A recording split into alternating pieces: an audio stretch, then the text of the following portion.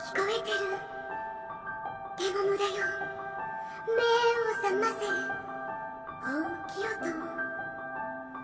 どこかで呼ぶ謎めいた声。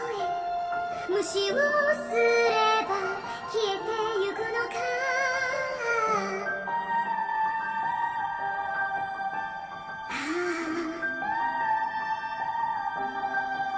どうかしてるわ。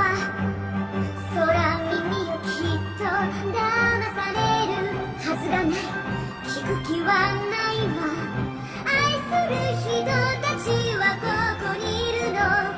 危険を冒すこと二度としないわ。冒険にはもううんざりしてる。それでもあの声は求めてる。未知の旅へ踏み出せと。未知の旅へ。